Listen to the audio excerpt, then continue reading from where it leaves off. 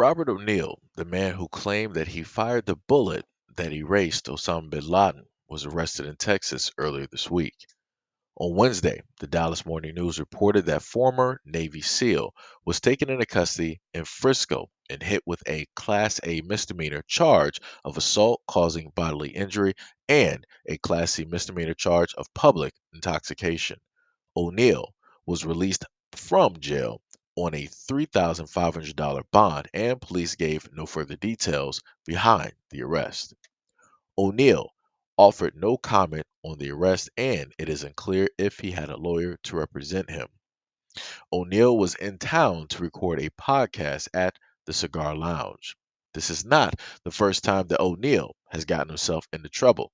In 2020, he was banned from Delta Airlines after refusing to wear a mask. And then later, in 2016, he was arrested for drunk driving. Prosecutors dropped that charge in October of that year. A bit of random information: they stated from an interview from TMZ in 2018 that O'Neill stated that he was listening to the game's Red Nation the night that Osama bin Laden was erased. Quote, I actually listened to Red Nation by the Game featuring Lil Wayne. He later also stated that he's a big fan, that the game has got some really good stuff going on. So we got America's hero going and causing bodily harm, intoxication, all of these things here, and magically for one of the charges they were just like, you know what, it's completely fine, we're going to sweep it under the rug, you did a great service, for America, we can we're going to throw it aside of, you basically saved the world, we're going to throw this directly out. See, this is what that looks like.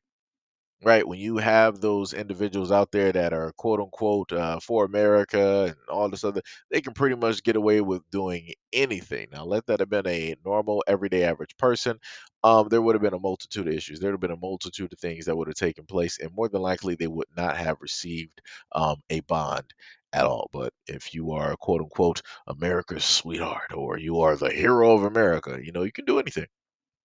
You can clear cut do anything. And due to the fact that he didn't really serve any time and he wasn't really, charged, he felt that he was on that high where he could just do anything, and he would just be let free.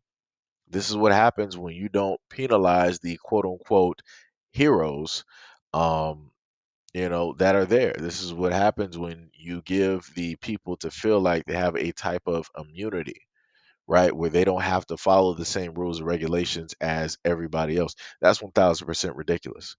Like sooner or later, if he doesn't, potentially, have some type of negative implications towards himself, it's going to inevitably happen to somebody else because he's still on that type of high.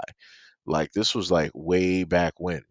Nobody's, talking about you. Nobody's really caring.